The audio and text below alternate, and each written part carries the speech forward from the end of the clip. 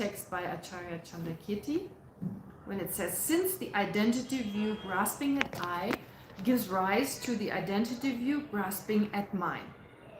So in other words, first, that is prior to the identity view clinging to the inherent existence of mine or clinging to mine, the identity view, video is private and unavailable. Okay. The identity view doesn't matter. Yeah, don't worry, just we'll post the we'll audio. yeah. So never mind what to do. Yeah. So before we have clinging to mine, the identity view grasping at I, assuming a self that does not possess intrinsic existence, we perceive it as existing by virtue of an intrinsic nature. Okay, so that precedes our wrong view about mine. The wrong view of mine is preceded by the wrong view of the I. So it clings to the referent of the thought I am as real. Then in relation to things other than the object of I grasping, body, eyes, and so on, with the thought mine, they become attached, grasping in terms of this is mine. So it's just saying the same thing again. Here, attachment, attached here doesn't literally mean like the attachment of self-centeredness, it's just saying that clinging mind. It's just saying it in different ways again. So Lama Tsongkhapa is just saying the same thing 2 or 3 times, or two times. Okay. But basically he's saying, okay, so first you have grasping at I, then you have grasping at mine. Thus, therefore, because of all this taking place, because of these two root misconceptions regarding I and mine, that gives rise to self-centeredness, that gives rise to the other afflictions, and karma is accumulated. Which in turn is responsible for us being reborn in the different realms. And that is here compared to buckets on a water wheel. We're like on a water wheel in motion. We're spinning in a circle. Sentient beings turn in a cycle without control. Now this analogy is a little difficult because there are two different interpretations of it. The analogy of the water wheel. It's actually a water bucket wheel. It doesn't mention the word bucket in the Tibetan term. And then you have like the modern dictionaries, some of them mention water mill, but it's not a water mill. It's not a water mill. It is actually, and here there are two opinions. I remember one of my classmates, I think it was one of my classmates or someone from the other class, went to see Demalocha Rinpoche about this. Rinpoche no longer is, the previous incarnation, and Rinpoche said there are two ways of interpreting this. One way is you have a bucket, you have a wheel, right? Which is like a crank wheel or a winch wheel. You have like a wheel, and then it's connected to this wheel, and there's a rope wrapped around it, bound to it and wrapped around it, and a bucket underneath. And so you turn this wheel and the bucket is slowly released into the well, and once you fill it with water, you pull it up again. That is one way to look at this analogy.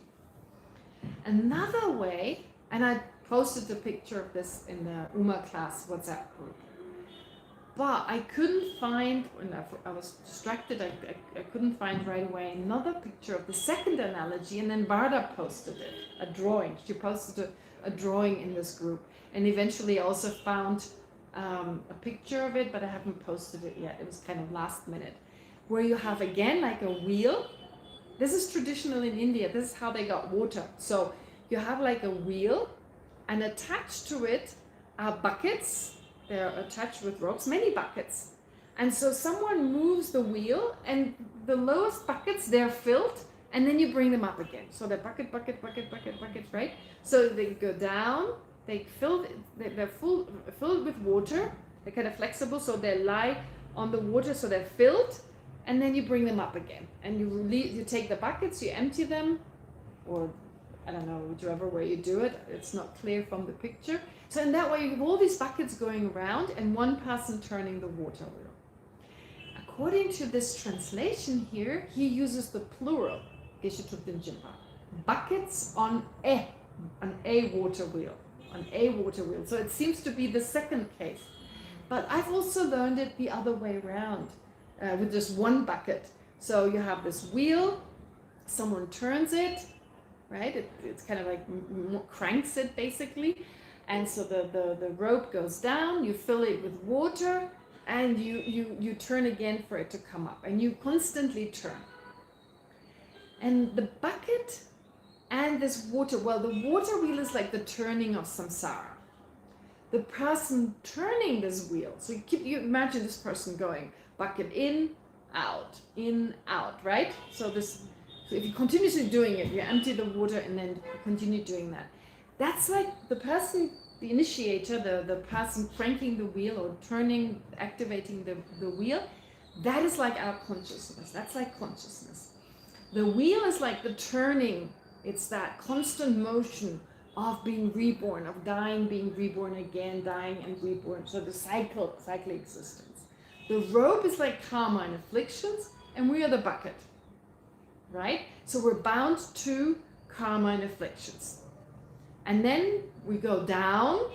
It's very easy to go down. It's not difficult. And the bucket is empty, right? Therefore, it's very easy to go down. So lower realms, no problem. The deeper the well, right?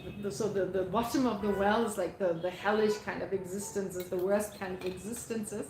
And then up is very difficult. And so I remember our teacher would also talk about, and that's why I know it was just one bucket. He'd say like, it's knocked against the wall of the well, right? It bumps against the walls of the well. It's kind of like, that's like the suffering in the meantime. Yeah, going back and forth in the well, like the bucket is being, tossed back and forth. So that's just in each existence the problem you have. But of course, going up and down, up and down. So that's like us, going up and down like a bucket. Sometimes higher up, but still within that dark well, still within samsara. Because of our consciousness, tied by karma and afflictions. Now the analogy is just an analogy, of course. So the ropes are like karma and affliction. The person turning the wheel is like our consciousness. That seems weird because here the person initiating or the person turning the wheel and the rope are totally different. Whereas our consciousness and karma and afflictions are inseparably linked. But it's just an analogy, so it doesn't go all the way.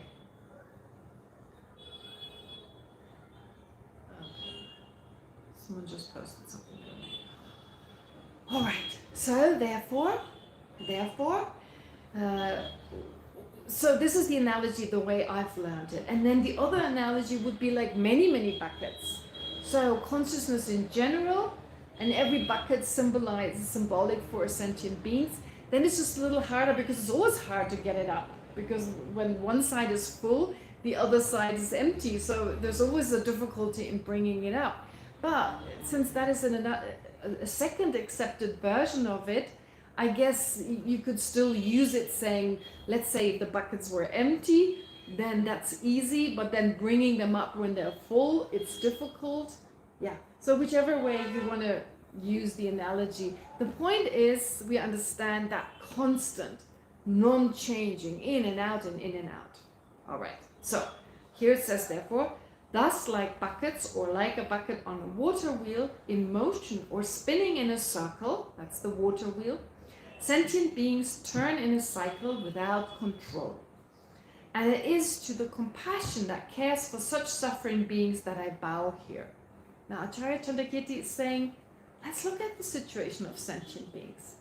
Now this, of the 3 times of compassion, the other 2 we will discuss later, this is the discussion that takes sentient beings as its object. Just focusing on sentient beings. Focusing on their problems in this life, just being trapped in samsara, taking it from the point of view of the fundamental vehicle.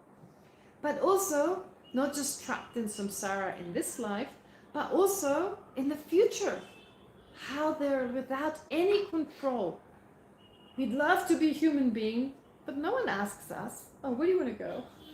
All right, human being, okay, this way, right? When we pass away. No, there's no choice. We can be reborn in the animal realm. We can be reborn in the even lower realms. Again, on top of reincarnation, we're now forced to think of other realms. Very difficult. Very difficult. Not easy. Animals may be a little easier, but I've encountered a lot of people who had a hard time visualizing themselves as a fly. I guess it was the size of the body. How would I fit into that little body kind of idea, right? And insects, for some reason, were always harder, like dogs and cats and, I don't know, unicorns or, I'm kidding, like horses or whatever. That always seemed easier. But insects, little insects? But if there's reincarnation, well, there's no reason why we're only reborn in the human realm first of all, just because we can identify with it. And then there are other realms of existence. And again, we have this resistance towards it. We usually put it aside. But if you see the Dharma, all of the Dharma, as a big puzzle, you've got a few important puzzle pieces missing. Some important puzzle pieces are really missing. So especially if we have a hard time reflecting on the different states of existence, well, think. At this day and age, we know there's so much we can't see. Radio waves, microwaves, ultrasound, whatever these waves are, X-rays, we can't see them, and still they're there. We can't hear them, we can't smell them, and still they're there, and we totally believe they're there. So, other forms of life that are around us. What's so surprising about that? What is our argument? I can't see them. And scientists can't see them. Well, scientists couldn't see a lot of things 100 years ago. We wouldn't say nowadays that because they couldn't see them 100 years ago, they didn't exist 100 years ago. That would be ridiculous. And no scientist would claim that they're omniscient, even nowadays. We have this assumption, yeah, they know everything, they figured it all out. But of course, they're still, discovering new things and correcting their findings from the past.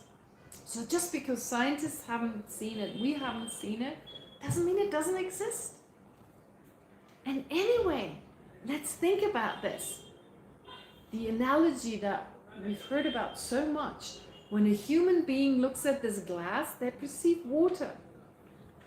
Other beings perceive something else, pus and blood, nectar, what have you, which shows very clearly we have a very subjective experience of this world. So how do I know? I mean, a fly sees something very different, a dog sees something different, right? A fish sees it as a living space. Well, maybe not the water in this glass, but if it's a tiny fish. Therefore, we all have different perceptions of maybe similar objects, but they're unique to all of us. And who knows? Since it's all subjective, there are living beings that have a very subjective experience. They think someone suggesting they're human beings, they think they're crazy. There are no human beings, there's just us, right? So the same kind of wrong view. And again, why did the Buddha talk about it if it wasn't true? Why would he make up these 6 realms, right? I mean, I'm scared enough of human suffering. I don't need the hell realms to be scared. I mean, there's a lot of hellish experiences. It's not like I'm motivated. There's enough suffering that scares me to such a degree that I wouldn't want to accumulate the karma. So I don't think it's a pedagogical means. I think they're really there. Absolutely. We just can't perceive them. And since everything is an expression of our own mind, they exist, of course, in a subjective way, just as the human world does as well. I mean, look at quantum physics. In the end, they're just atoms. Although it seems to me these tables here, it's very clear where they start and when they end. Where's the exact space that they occupy? On an atomic level, I don't know where it starts, where it ends. If you were to just look at all the atoms in this room, and that is another level of reality. Nothing appears as concrete as it is now. So it shows we have a very unrealistic perception of this room when it comes to quantum physics. So taking all this into consideration, all this, thinking about that, why not these other beings? These subtle atoms, I have no problem accepting them, which really is totally in contradiction to how I perceive this room. So I'm already really totally wrong about, from the point of view of quantum physics, what this room looks like. From the point of view of the colors, taking physics, those are light waves.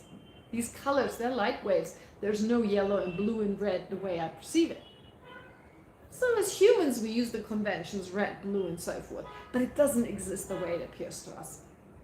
So not even that, the way I perceive this world, it doesn't actually exist. So how come I feel so confident because I don't see it, it doesn't exist? Right? If we consider all this, other possibilities are not unrealistic, are they? So, therefore, other states of existence and sentient beings living in these states, you take it from there and you reflect on that.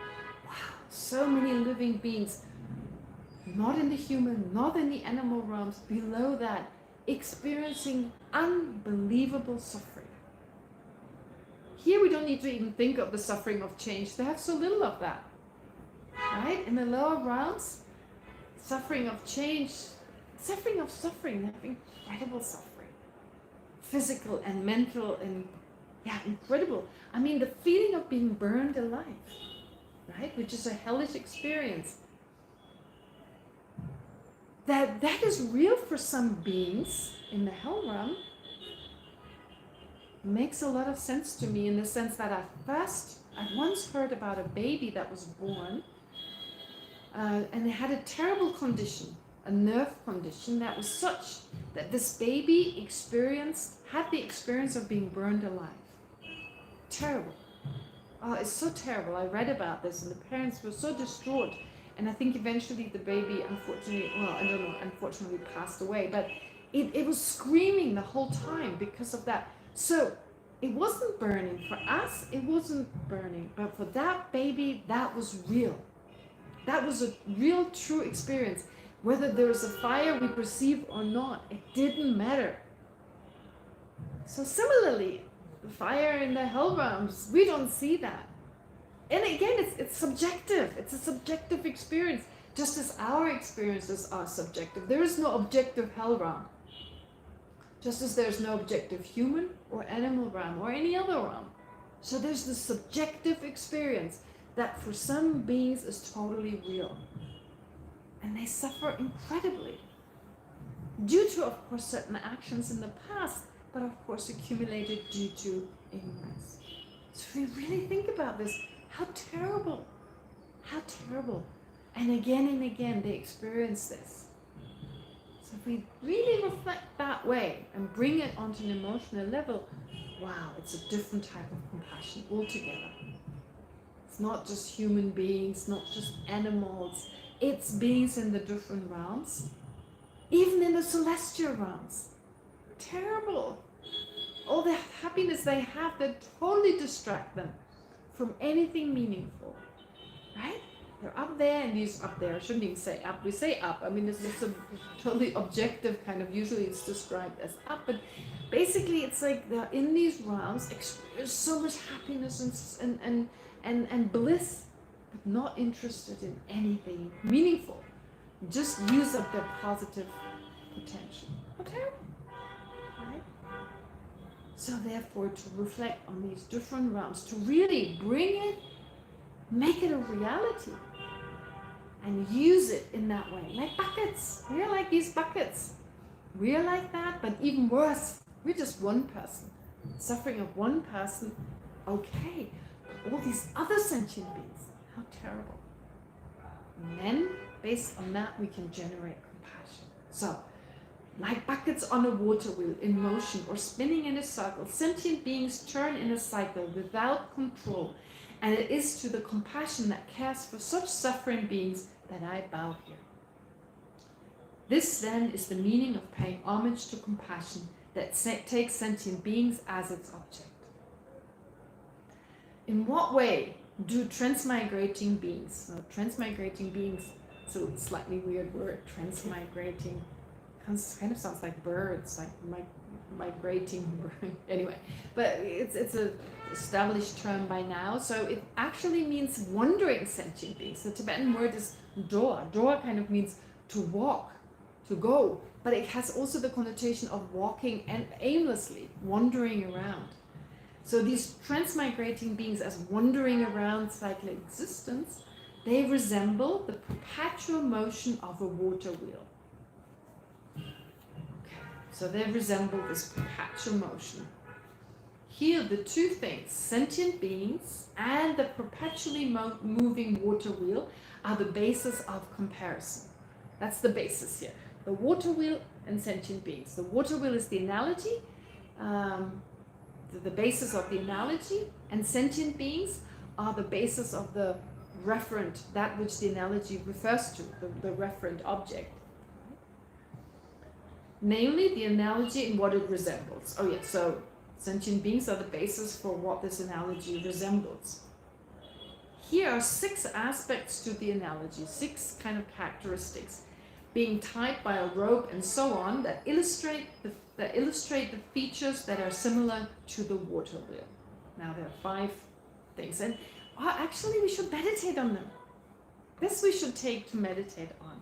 I mean, we take this, usually we take the text we study as exclusively texts to be studied. But the aim of, or the goal of the authors was not to only study this, but also to reflect on it and to meditate on it, right? And when we study Parchin, for instance, pretty much in the beginning of Parchin, there's a passage in the text that says, take any teaching as a personal instruction. I think it's very beautiful, as a personal instruction, as if the Buddhas and Bodhisattvas manifest in the form of this book in front of us, telling us, this is for you, right? It's very different if it's a general instruction, we're like, nah, I can ignore it. If it's a personal instruction, oh, that was taught to me, right? It's very different. Like, it's almost like His Holiness gets up during teaching and says, don't forget, they're like buckets on the water, right? So this is for you. Because it's not that far-fetched, of course, that we encounter these teachings because of our karmic connection with Dhamma Tsongkhapa and so forth, but even leaving it, even talking about whether it's realistic or not, that attitude is so helpful. It's a personal instruction. This is what I'm supposed to practice right here and right now. This is why I ask you to do it as a homework, right? At least to a certain degree, because it should become something we don't just study, we don't just think about, but we actually internalize. So, what is the first aspect of this analogy?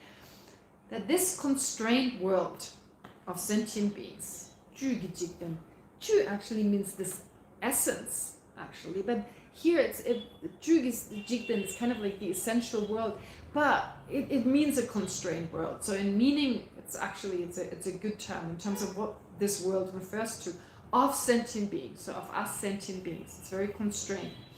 Is bound very tightly by the ropes of karma and afflictions, like a water wheel bound by ropes.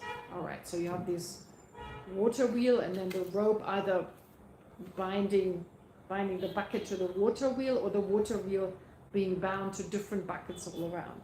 So whichever way you put it. The pronoun this in the phrase this constrained world should be applied to the remaining 5 characteristics. So this, whatever is said in the first, as part of the first point, should also be applied to the other points. So first of all, so what we've heard here, ropes, karma and affliction, this world of like things turning our world, which is like this turning kind of higher rebirth, lower rebirth and so forth. So this world of sentient beings is propelled by consciousness, which is analogous to the operator who sets the water wheel in motion. All right. So we know what water wheel refers to, this constrained world of samsara. So samsara, basically, which means you cycle in this existence. Then consciousness is like the person turning the water wheel. The third point, it rotates from the depth of the great river of cyclic existence, which is like the lowest realms, from the peak of existence down to the hell of Avicii or Avicii, with no interval at all. So it rotates from the depth of the. So in general, okay. So the river of cyclic existence, the great river of cyclic existence. Yeah. So this seems to be, again, doesn't talk about a water well here. Yeah. So maybe it's really this one explanation is not really that realistic because it's not a water wheel. Let me just see what the Tibetan says. Great river.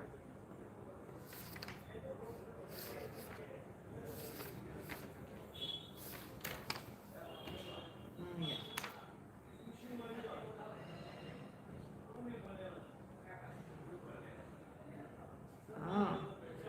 Tromba. Yeah, but it's not. Doesn't say river in Tibetan. It doesn't really say river actually. So it could actually be taken to be a water well actually. Yeah, it could be a well. It actually literally it's a well. It's not a great river. So somehow, yeah. So the translator Thupten Jinpa here, because he uses the buckets on the wheel, but I think literally refers to a well actually, because it does say Tromba in Tibetan is a well. Anyway, so the depth of the great river or the well of cyclic existence, so from the peak is the upper part down to the hell of Avicii, which is the hell realms, so the hellish existences. That's point number 3, going up and down. It travels downward to the lower realms on its own with no need for exertion. Again, with this one bucket, it easily goes down, while it requires great effort to draw it upward to the higher realms. Requires a lot of effort. Okay. All right. I'm still a little undecided about it. Tromba does mean, but yeah, maybe I don't think Thupten Jinpa says this without a reason. I think he probably historically he went back. How did people get their water? And this is definitely an Indian thing with the water bucket wheel, like with the wheel and the many buckets on them, and then taking water from a river. So that is definitely historically correct. I don't know so much about the wells as we know them in the West, whether they used to exist in India. Probably yes as well, I don't know. But even though Lama Tsongkhapa says Tromba, which means well, it could just be, that's the word he used, he thought of a well, but it could have actually referred to also a river. So both interpretations work. Sorry, it's not that important, but just in case you wonder when there are different explanations given. All right, so these are the first 4 points. I hope they're clear. Number 5 is a little bit more difficult. It talks about the 12 links. 12 links, very difficult. There are 3 afflicted classes within the 12 links of dependent origination. So you can basically take the 12 links, and I'll explain them next time. I'm not going to do that now. You look tired, and yeah, I think it's been long 1.5 hours. To throw the 12 links at you is not fair. I won't go into much detail on them. Hopefully I find a way to explain them relatively quickly without getting into too many details. But you can basically take these 12 links, and the 12 links are just an extensive version of the Four Noble Truths. Right? Think of the Four Noble Truths, make it more extensive, you have the 12 links.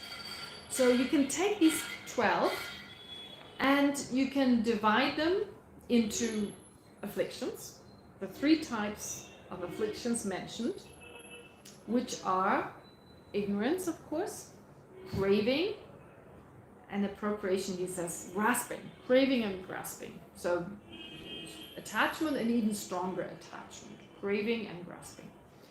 Those are the three afflictions. Then you have karma,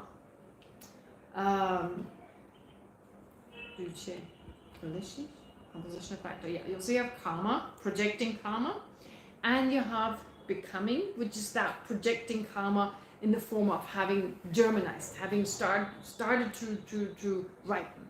Those are the two types of karma. And then you have the samsaric results, birth and so forth, all the other kind of results. So what do you have here? Seven, not seven.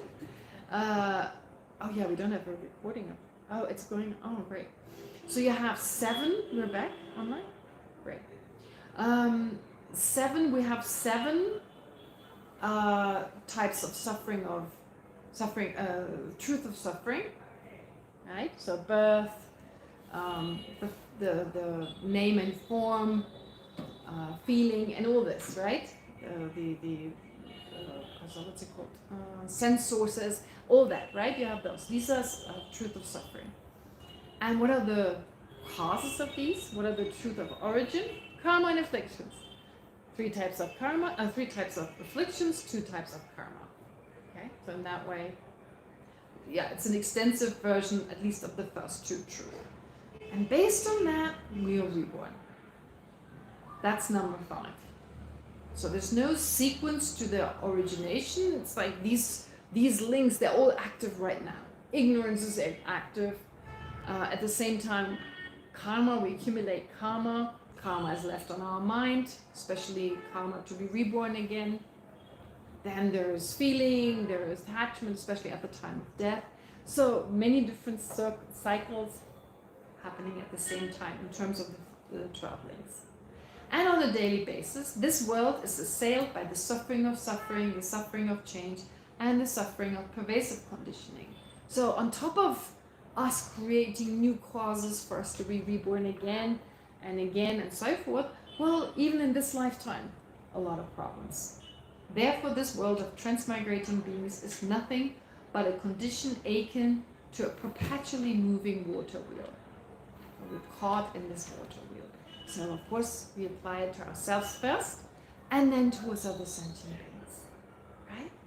So really think, if we had this, I don't know, clairvoyance even, forget about the scientific kind of movie, so I could go back my existence in the past. I would now see it all. Wow. Scary. I mean, what I've gone through and what to expect in the future. But then what about others? If I could pick any person here in the room or anyone else and switch on that kind of like what they've gone through in the past, what is expecting them unless they're careful, right? And then compassion can arise. So even without seeing it, we can infer. I mean, cyclic existence sucks, whatever it is. The slightly better version. But in the end, it's all terrible, and it's all unnecessary suffering. Unnecessary, because that which causes it is not even in the nature of our own mind. We have this beautiful mind, totally pure, in its actual nature, not different from the mind of a Buddha, and still can't come to the surface. It can't actualize and come. So not us and not other sentient beings. So what is more meaningful than to do that?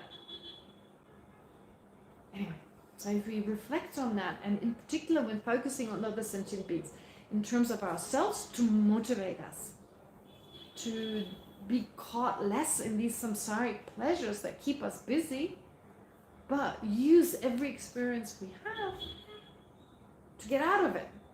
That doesn't mean we have to become monks and nuns. Not at all. Sometimes it's very funny when people who don't know so much about monks and nuns, they ask me, but you don't live in the real life. You don't live in the real world. Yeah, that's the expression they use. But you don't live in the real world. And I'm thinking, what is the real world. We go to the same shops, we sleep in beds, we get up in the morning, right? We have afflictions that keep us busy. Okay, so we don't work, I don't know, a 9 to 5, whatever job. Our job is sometimes a little longer, depending on. I mean, we have jobs, you know. We were to do our practice, of course, as much as we can. Oftentimes, we do translation, or we teach, or work in the monastery, in a nunnery, whatever. There's also a kind of routine like a daily routine. We have days off. We don't have family, but we live with other people in close proximity, right? That we didn't choose. And we didn't choose our family. I didn't choose my parents and my siblings. Okay, so usually if you choose a partner, you actually have a choice. But then you don't choose your children. They just come and you accept them because we're born from. It's not like I take that one, not that one. Yeah, that's also, well, yeah. Some degree, maybe if you adopt or something. But no, the point is, we live just as in a world like everyone else. We have stress, but we have a lot of time for the Dharma. That's definitely a difference. The point is, whether monks or nuns or lay people, monks and nuns' job, very big job, is to preserve the teachings for the next generation. Because we have so much time to reflect on them, to debate them and so forth, so that the meaning doesn't get lost and it's translated into the 21st century. But other than that, as a layperson, you can practice the same way, right? The same way, you can. For some people, like for me, it's helpful to have vows because I don't have the discipline to keep those without taking the vows. For other people, that's not even necessary. So there's advantages to being monks and nuns, but only for certain people. For other people, it may be too restrictive. It doesn't work. What we need to recognize is that we can all do it. Everyone can, and there are plenty of great lay practitioners of the past. The great Lotsawa Mapa, the great Master Milarepa. I mean, they were lay people. Yeah. Okay. Therefore, what it teaches us here is, this is our situation, and this is the situation of everyone else. Let's recognize it without getting depressed. Oh, instead, wow, I figured it out. How wonderful, right? How wonderful. Okay, I'm in samsara. I'm like in a prison. And it's no surprise that we can get attached to diseases, right? Some people, they identify with their sickness, with their illness. So it's no surprise that we are totally attached to our prison of samsara. The doors are wide open, but we turn around and choose to just look at the bare walls and think that's happiness, right? And we're terribly attached to it, but our mind gets attached to anything, so even if it's crappy, no surprise there. So now we've got the chance to see our life for what it is, right? See the restrictions, see it for the prison that it is, and reflect on other sentient beings, of course, in terms of compassion, seeing in particular, understanding in particular, they don't have that chance. They're not even interested in the Dharma. They think it's some weird religion where people wear funny clothes and put very colorful pictures on their wall, right? In terms of Tibetan Buddhism, especially coming from the West. All right. Okay, so the comparison, it goes on to say, by means of these 6 characteristics is drawn not simply to engender an understanding of how sentient beings wander in cyclic existence. What it is for, well, it's not just, the comparison by means of these 6 characteristics is drawn not simply to engender an understanding of how sentient beings wander in cyclic existence. What is it for then? Earlier was shown that those who aspire to enter the great vehicle must first generate great compassion. However, it is not explained how compassion comes to be generated. That is, on the basis of what kind of meditative cultivation. So here it is shown that great compassion is generated through contemplating the way sentient beings wander without control in the cycle of existence. All right, this is slightly difficult sometimes to read Lama Tsongkhapa, even if it's in English. So basically, Lama Tsongkhapa is telling us it's not just for understanding how sentient beings wander in cyclic existence. It's to generate compassion. That's the purpose. Not just an understanding, but the understanding serves as the basis for us generating great compassion. Yeah, so that's really what it's saying. And so how do you generate that great compassion? Through contemplating the way sentient beings wander endlessly. Does that make sense? All right. Okay. Any questions? Oh, for those of you online, we're back online now, I guess. We have a recording, we have an audio recording of the parts you missed today. So you'll find them probably on the website. I think, yeah, someone has put them there. Okay, great. All right, questions? Oh, there was one question. I remember one person asked a question. Oh, someone asked about, yes, Nishi, that was Nishi. She asked in class 12, which was last time or the time before that, we discussed attachment to the object being different to attachment to the feeling. So I might be attached to the feeling of feeling happy after eating chocolate. So maybe now instead of being attached to the chocolate, I would then look at other things that give me a similar high, because now I'm attached to the feeling. Yes, I agree. I think I misunderstood somewhere, she says. I understand the bit about being attached to karma and creating the cause. I didn't say that these were not both attachments. Okay. So for instance, we talk to someone and this person makes us feel really good. I'm using the example of a person because our attachment to other people is stronger than it is to inanimate objects. Usually, unless you got a really fancy iPhone or something. But no, usually it's stronger for other people, definitely. Therefore, what happens is we have this, they make us feel good. They make us feel understood. They make us feel protected. They make us feel, what else? Help me here. What do they make us feel? Understood, protected, appreciated, yes, and so much more, right? They just make us feel good, yes, absolutely. So the point is, we now label, based on that feeling, we label onto that person, good person, life partner, and so forth, whatever, bringing me happiness. Now, what I was trying to say is, first of all, we're not aware of the other causes for our feeling good, which was the karma we accumulated. We accumulated certain karmic causes that are responsible for having that experience. The person is the trigger. The person is still important, but it's not the main cause of that feeling of happiness. Because if we hadn't accumulated the karma of feeling appreciated, of feeling protected and so forth in that moment, we could have 20 clones of the same person or 20 versions. We wouldn't have that experience. So actually, our main focus should be on accumulating more karma like that to have the same experience again. That's usually not what happens. Okay, so we're not concerned with karma.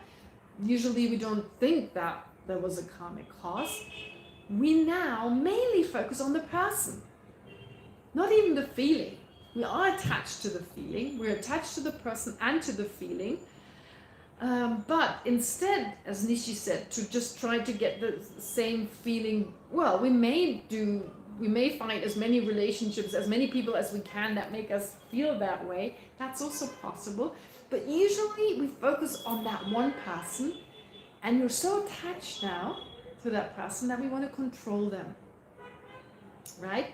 Don't want to be separated from them. We become totally obsessive. Now, I'm describing an extreme case. An extreme case. We're not all like that in all situations. But in the extremist version, we want to control the other person. We don't want to be without them. We suffer when they're gone. it brings us a lot of suffering, a lot of worry. They don't call us, we worry, right? They call us and they sound weird, we worry. Yeah, but it leads to a lot of worry. The point is also that this attachment, it should really much more focus on the feeling and definitely on the karma, but it's not. It's very much focused on the object. Yeah? And there's nothing wrong with the object and loving the object. That's not the part that I complain about. That part is beautiful. It's the attachment part. I mean, love is the wish for the other person to be happy. So if being with another person and that's your goal, that's wonderful. But the moment attachment comes in, pain comes in. And it's not realistic. It's not realistic because we associate our happiness with that person and we expect it to be the same. We have all these unrealistic expectations that the person will always make us feel that way. And if they don't, we blame them. Oh, in the beginning you made me feel so good, right? Well, the karma has changed, I have changed, they have changed, but in our mind we expect that to remain the same. Therefore, the most unrealistic part is the obsession with the object. If it's just the feeling, okay, it's still unrealistic and we still have to accumulate the karma, but it's not as bad as our obsession with people, certain people. They make us do crazy things. I always remember of this story. I always remember the story of this rocket scientist. I think I told you the story. Well, some of you know the story. You can be as intelligent as it gets. When that kind of attachment takes over, you do crazy things. And this really happened. A rocket scientist in the US, very intelligent, very well-educated woman, was in a relationship with a man she was very attached to, and suspected, rightfully, that he had an affair with another woman. And she was so worried and so upset that she decided to kill the other person. But she had to travel from the west to the, south to west, no, not south, west to east, west to east coast. She had to travel east to west coast, yes. So she had to travel all the way, like, I don't know, drive for hours on end because this person was, far away, being on the other coast. So what she did was she put a gun in the trunk of her car, and she put on diapers, so she didn't have to stop for a pee break because she couldn't wait to kill this other person. Right? I mean, this is a rocket scientist. Unfortunately, they knew about it, the police knew about it, they stopped her and were able to retrieve the gun and found out she was wearing diapers, and the whole story came out. But the point is, you can be as intelligent. I mean, you usually say it's not rocket science, it's not something, like usually a rocket scientist is someone really, really bright and intelligent. But you can be as bright and intelligent as it gets. If you've got strong attachment, it's all gone. Right? And we do crazy things. And she hated that woman because she was attached to the guy. So these are the consequences of attachment and hatred. All right. Anyway, so that's our situation. Oh no, sorry, that was still part of the question. Yes, so she didn't misunderstand. Nishi didn't misunderstand. Both are a type of attachment, but usually it's more the object we're attached to versus the feeling. The feeling also, but it's secondary. It seems secondary. Okay. We're secondary in the sense we still try to control the object. All right. More questions? So Krishna, it's not a question actually, because before you were talking about the people, who mountaineers who go high up. Actually, my teacher asked one of the mountaineers, like, okay, why do you risk your life to go high? His answer was, when I go high up, I forget this self. Oh. So also extreme sports people, yes, okay. they like to do these things because at that moment they lose the sense of this ego. That's interesting.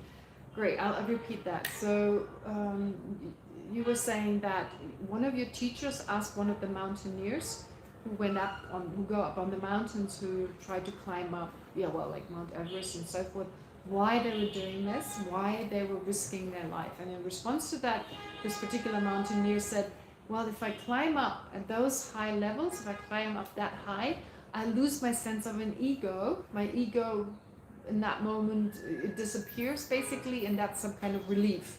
Is that, yeah. Ah, interesting. Okay.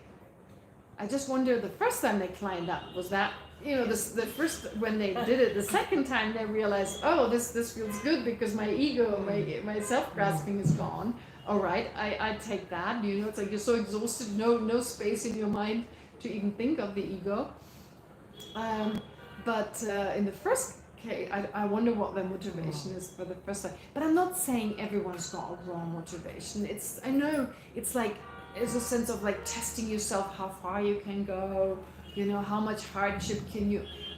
There are definitely some reasons that are not being motivated just by being famous, for instance. That may play a part, but the main motivating factor may be a different one, to stay fit and so forth. But because you risk your life, taking a sleeping pill, I guess it's less dangerous. Just take a sleeping pill. How long does it take to get up Mount Everest? 2 weeks? You need to train a lot, but okay. So let's say 2-3 weeks or whatever, base camp and so forth. Just take, I don't know, some pill. I don't know what's more dangerous. Right? Climbing up Mount Everest or, I'm just kidding here. It's definitely, in one way, it's of course good to feel what it's like not to have that ego. But running a marathon, you probably also, right? You could also run a marathon. In the end, you're so exhausted. Maybe not in all the cases. Maybe like in very specific cases, some people can feel this, like, who does extreme sports. Yeah. Maybe not like everyone. Maybe not like everyone. Very, You're right.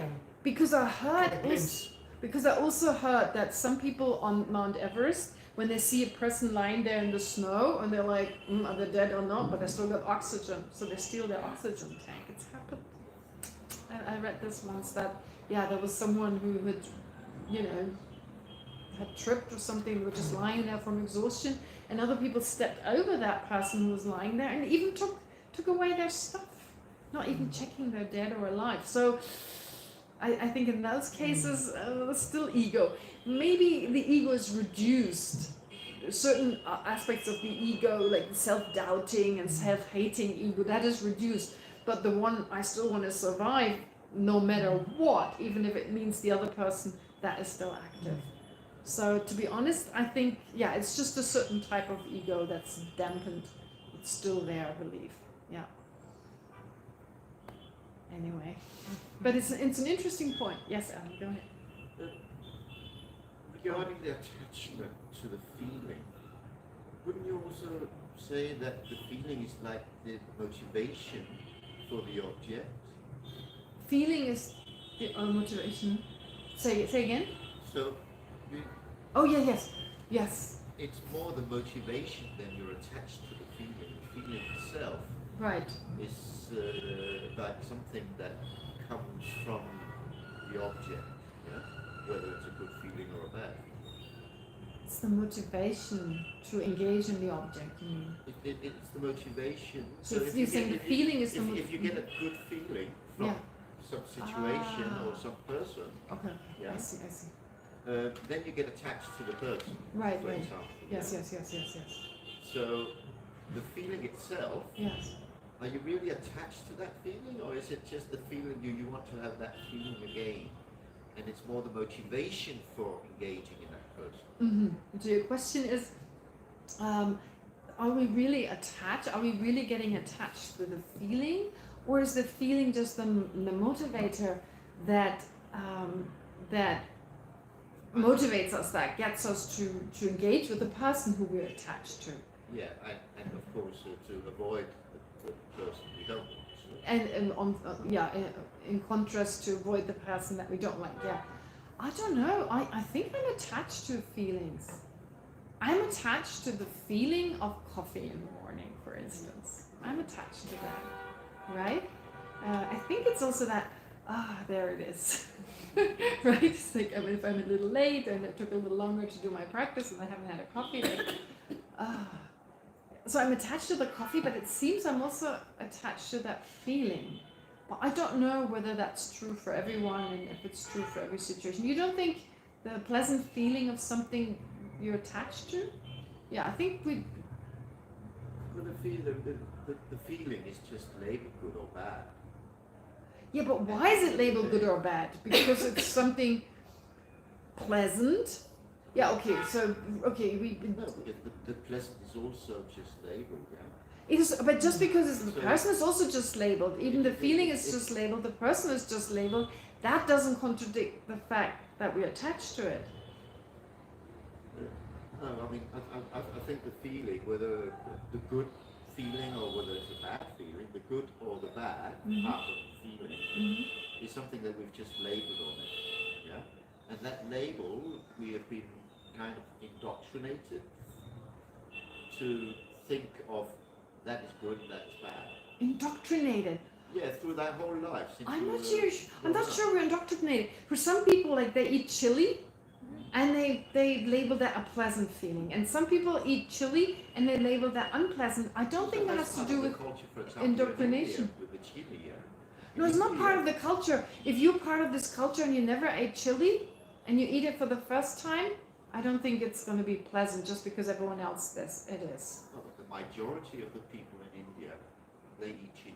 The majority They of people enjoy eat chili. chili. That's Yeah. true. So Yes. it's kind of part of the culture. You're brought up with it from your. It's part of the culture. Well, you're used to it, in other words. You're used to it. You've eaten it You're enough. habituated to it. Yeah, you're used to it.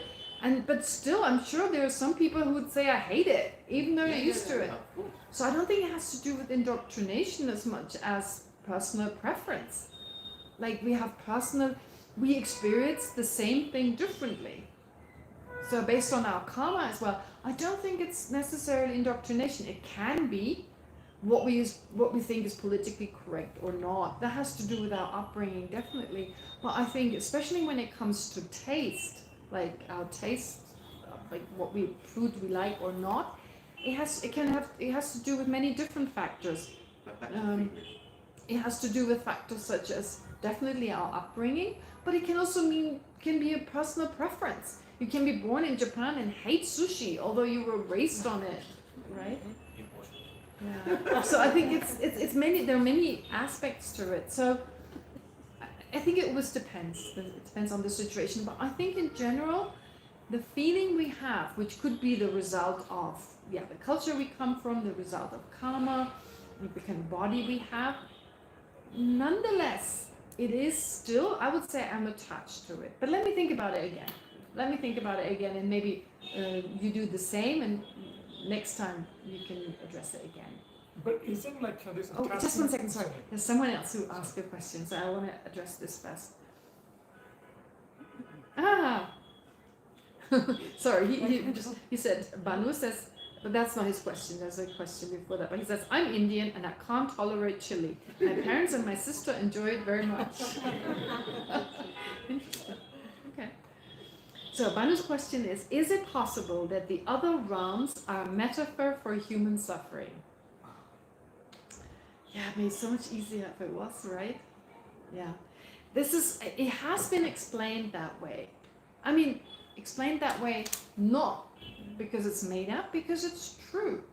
We do find equivalent states of people living like a hellish existence. For instance, I gave you the example of this nerve disorder that this child suffered from. And I'm pretty sure, well, in this case it was a baby, but there could be older people who suddenly start suffering from the experience of being burned alive. So that's definitely an example of someone having a hellish experience.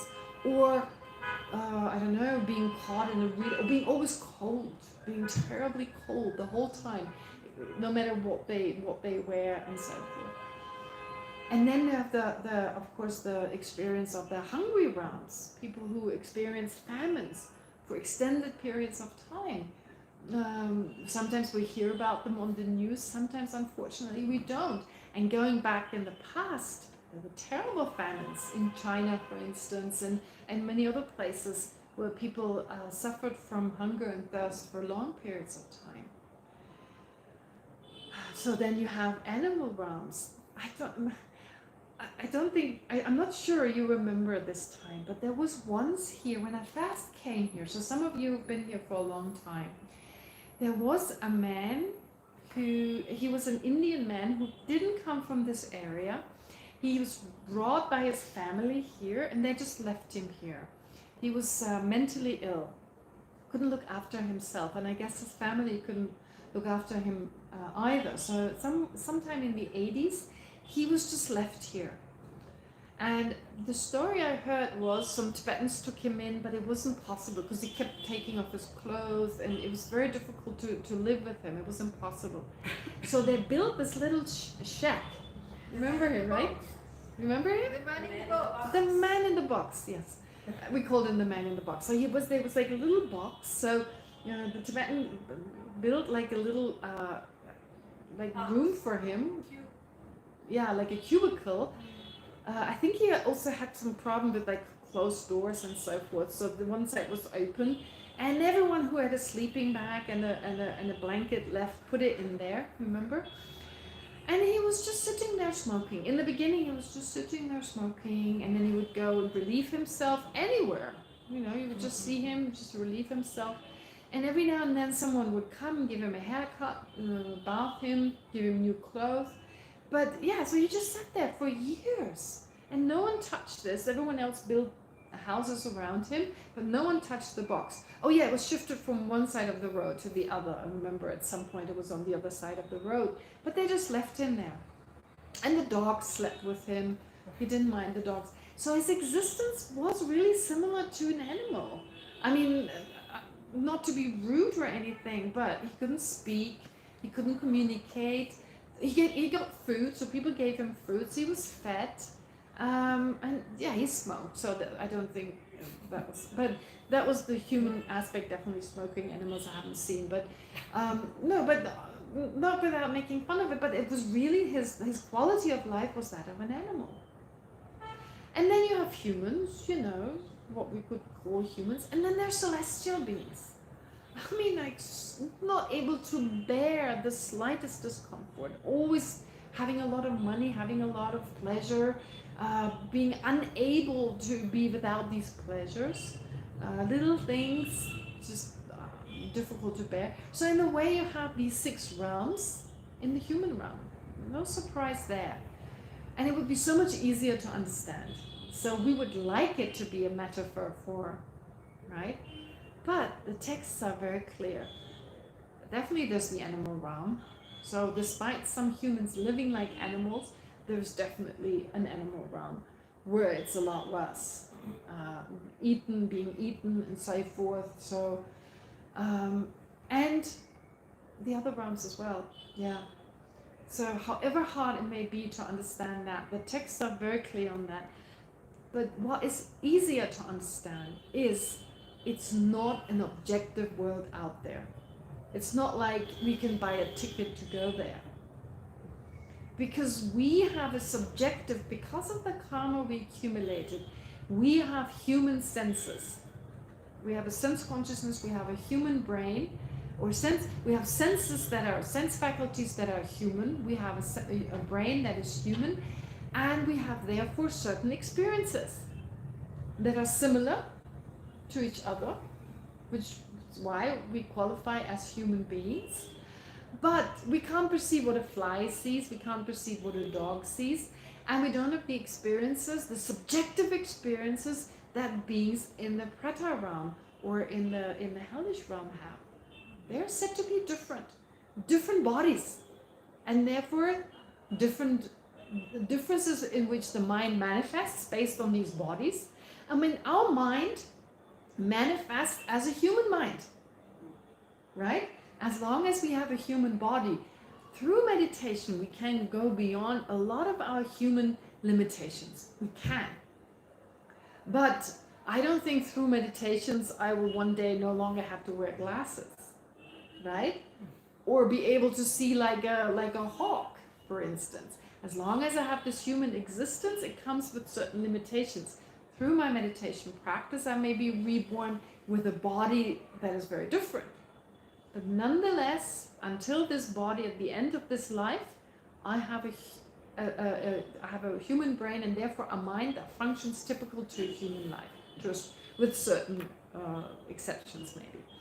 And the same is true for these different beings in the different realms. Yeah. So, I've also asked that question numerous times, especially when I first came to Buddhism. That was impossible for me to accept. Oh, I hated any talk about hell realms and Breta realms and celestial realms. I didn't like it at all. I always jumped. Lamrim, I love the Lamrim. So when I first read about it, like the Liberation in the Palm of Your Hand, that was available in English. So I always jumped the bits I didn't like. Right? I mean, sure, these puzzle pieces were definitely missing. Until I started thinking, why do I not want to believe it? What is the reason for me having such a hard time? With some Christian stuff, right? Oh, in Christianity they talk about it, and I've definitely don't, associate myself. I mean, I don't feel like I'm a Christian, so I've kind of put everything away, and that includes the hell realms. That was one reason. Another reason was scientists didn't talk about it. A third reason was I didn't see it, didn't make sense to me. It seemed like a fantasy. And so when I realized what was the main cause for me not being able to accept it, then I thought, that's not a good reason. Those are not good reasons. So what reason did the Buddha have to lie on something that is mentioned so much?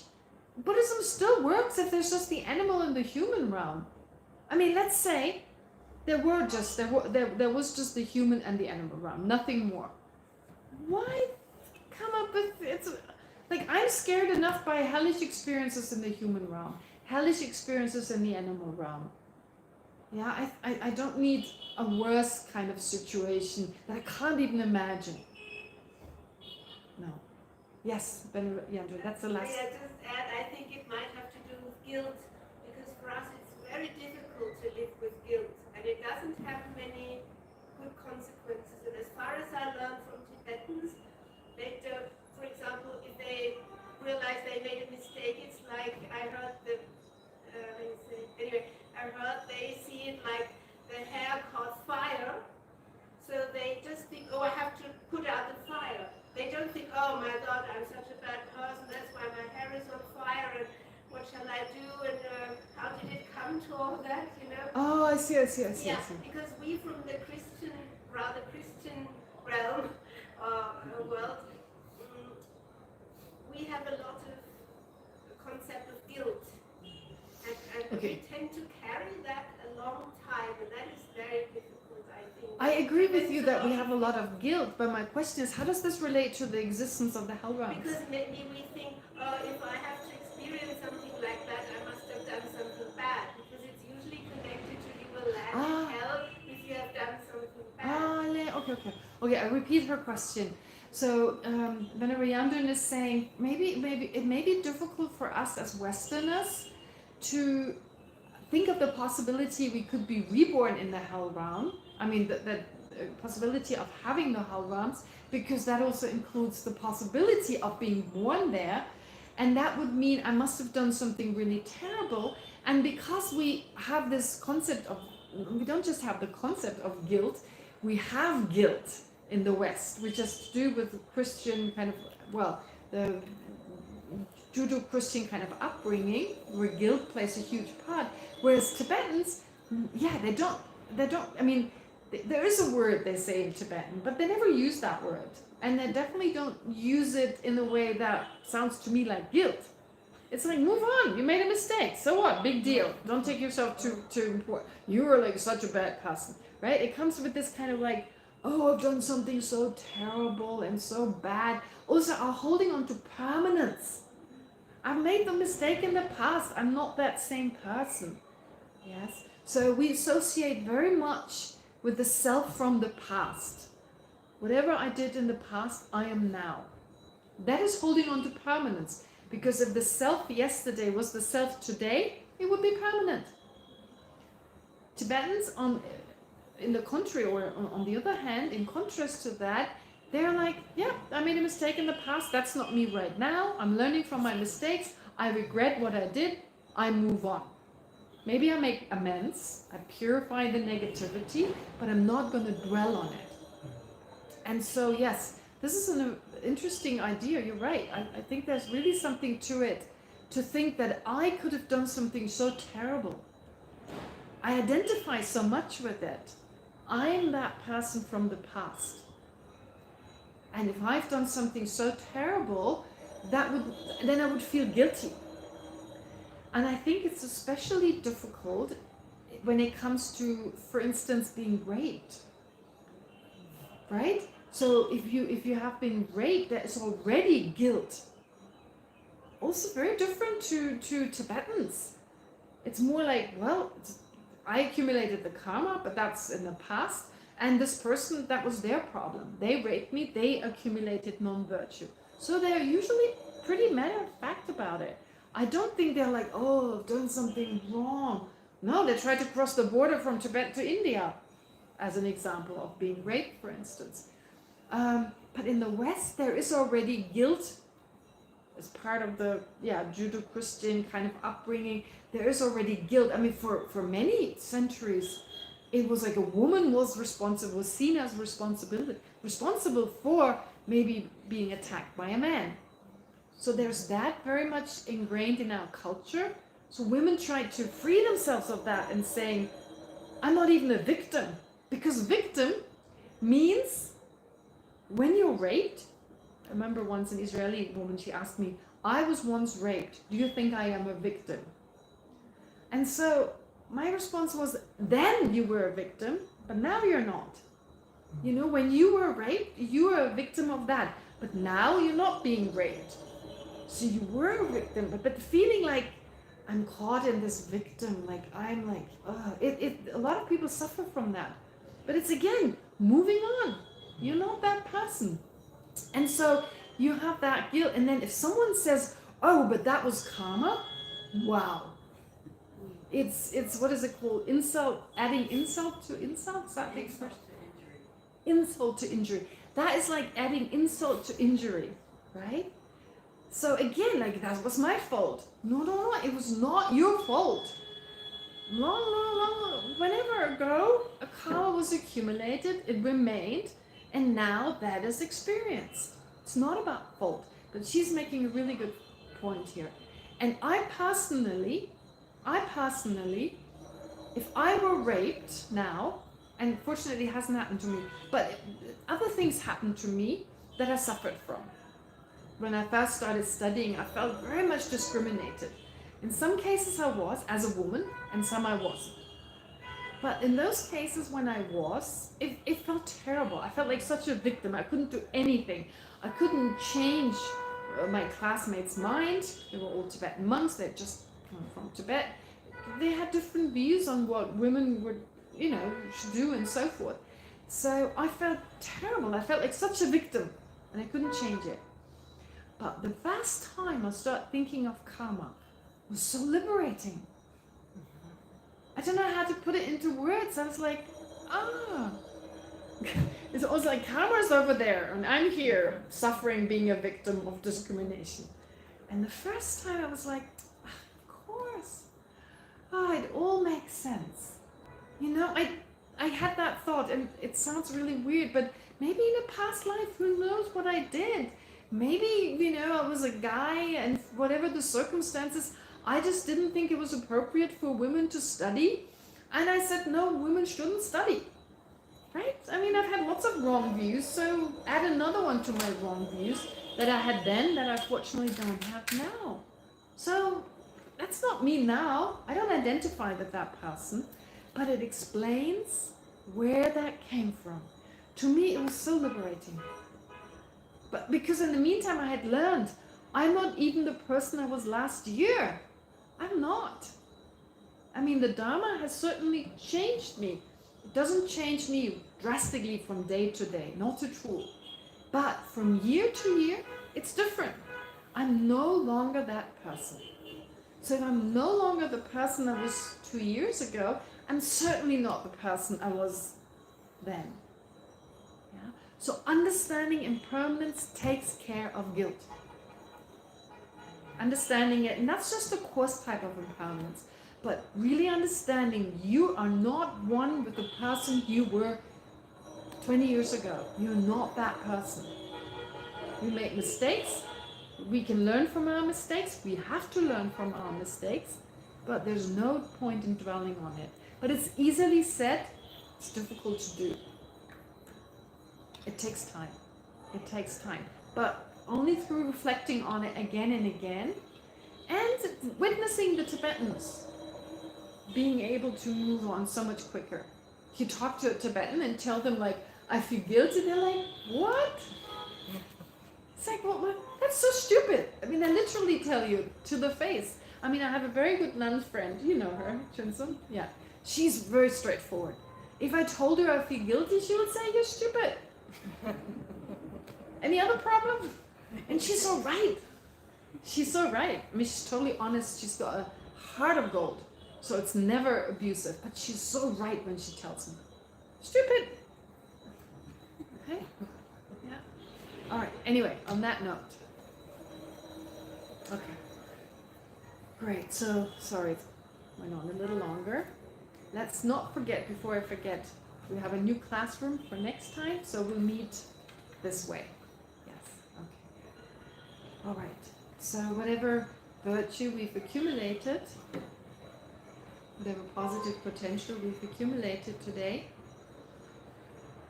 let's once again dedicate it, first of all, towards our own full enlightenment.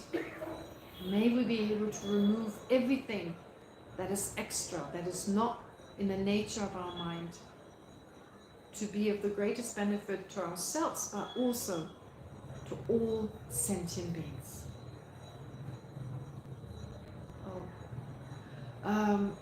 Sorry, the homework, yeah. Also to all sentient beings. And may the virtue we've accumulated today, may it also become a cause for us to, may it become a cause for all our great lamas, our spiritual teachers, like His Holiness the Dalai Lama, to have a long and healthy life, so that they can continue to guide and inspire us. And lastly, may it of course have a positive effect on the environment, on the world we live in. So however subtle the effect may be, but may it help other sentient beings to reduce their afflictions and instead to generate, to develop more positive qualities, more positive emotions. So with this in mind, let's recite the prayers. In the snow-encircled land, you are the source of benefit and bliss. Avalokiteshvara, Denzin Gyatso, please remain in life until samsara ends. The brave Manjushri and also Samantabhadra realize things as they are. Hence, in order to be able to follow their example, I dedicate these merits in the best way. With the dedication, praise the Supreme, by the victorious ones of the 3 times, I completely dedicate all these roots of virtue so that I might engage in the noble bodhisattva deeds. May the precious Bodhimine, not yet born, arise and grow. May that born have no decline, but increase forevermore. Just one second. All right, so the homework, I was asked for the homework. Yes, the homework is to go through the stages of great compassion. The stages of compassion as I described them. You start off with other sentient beings, their suffering of suffering. Then when you've done that for some time, you move on to their samsaric suffering. Wish for them to be free from that. And then move on to all sentient beings being free from all obscurations. So to the best of your ability to go through these stages. And if you can add the water wheel kind of situation, then when thinking about their suffering in samsara, you also add that they're constantly thrown like a bucket attached to a water wheel in samsara. If you can do that, that would be your homework. Where's the audio to be found? We have a recording, an audio recording, so for those of you who follow online and parts of the class, unfortunately I'm missing. I apologize for that. We had some problems with the internet. But the audio recording will be made available. I'll let you know how. I don't know. The person who's responsible for all the technical stuff, I have It to will be in the contact her. WhatsApp group. Pardon? In the WhatsApp group. I think there's a Google Drive or There's Yeah, a yeah, yeah. Google They Drive send as the well. link to the WhatsApp group. All right, there's a link. Okay. All right. Anyway, I'll announce it once again. So you're saying it's there's a Google Drive that's in the WhatsApp group. Yes, the link The link is yeah. So I'll post the link once again. when it will be uploaded. Then there will be like it will take some time to edit. Yes. Yeah, it takes some time to end. Exactly. I'll do it tonight. I'll upload the last 3 classes. We had a short problem last time, and we have a big problem today. So for those online, yeah. Great. Thank you. And sorry for the going on for so long.